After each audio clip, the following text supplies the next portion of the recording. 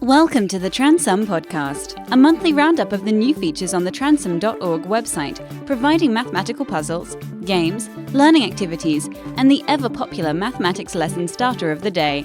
Here's your host, John Tranter. Hello and welcome to podcast number 96 for November 2022.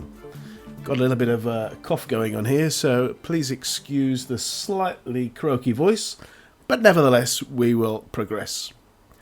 We'll begin with the answer to last month's puzzle, which was Amir owes £100 to Beth, Beth owes £200 to Chris, Chris owes £300 to Dalbir, and Dalbir owes £400 to Amir. What is the minimum amount of money that must change hands in order to settle these debts? And who should pay how much to whom? So the best answer was provided by Will, the editor of the Mathematical Pi, and he says, "It looks to me as if overall A is owed £300. B, C and D each owe £100. So if B, C and D each pay £100 to A, that will do it. Can't see anything simpler." So there you have it. There's the answer to last month's puzzle. Right, now let's see what is new on the Transum website, what has appeared in the last month. Let's start with the new Express Percentage puzzle. It's intended as an extension exercise for those completing the Express as a Percentage online exercise. The interactive challenge comes in 3 levels. The puzzle level difficulty is inversely proportional to the difficulty of the percentages used. So, what does that mean? Well, I don't know. Is there no progression as you go up the levels? I'm not sure. Maybe they're all equally easy or equally difficult. I'll leave it to you to find out. It's called Express Percentage Puzzle. The subtraction game is the name of a simplified version of the age-old and time-honoured game of NIM. The Transum version of NIM has been a very popular part of the Transum website for many years, but now playing NIM is more accessible with the addition of this simplified version. Though it is called the subtraction game, the winning strategy requires an understanding of multiples. Enough said? Okay, have a go at that, the subtraction game.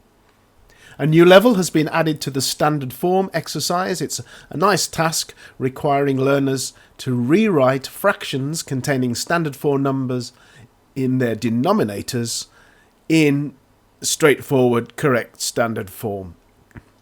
Now, the links to all the things I'm talking about in this podcast can be found in the Transum newsletter. That's transum.org/newsletter.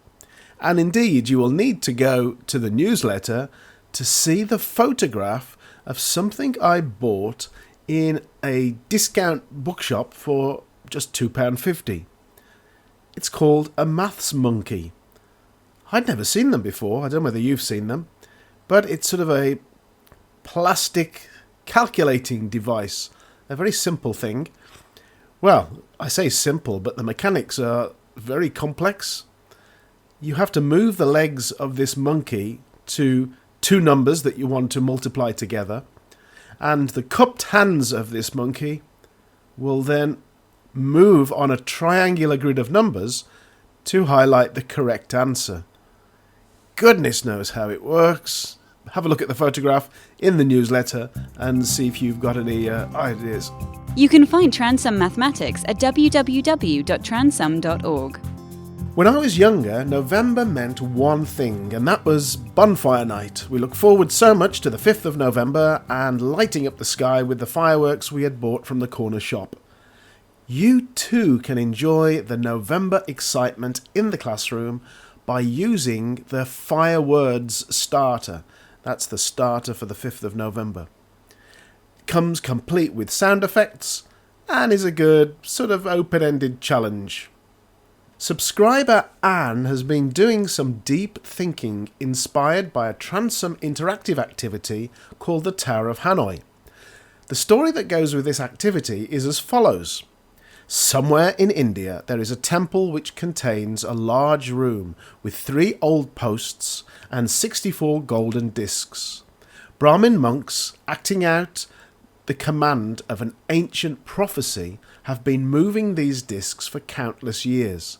According to the legend, when the last move of the puzzle will be completed, the world will end. Anyway, Anne wrote to me and said, "What's the biggest problem when you're playing the Tower of Hanoi? You lose concentration or get interrupted and can't remember the direction of play. Have you ever noticed that some pieces move far more often than others? The smallest piece is constantly on the move. What about the largest piece? Have you noticed that it only makes one move in the entire game? It's either on start or finish." This is a game of 2 parts. In the first part, we're trying to demolish the stack on start to free the largest piece. In the second part, the largest piece is now on finish and we are trying to build a stack above it. When the monk goes to the temple, the first thing he will ask himself is, where is the largest piece?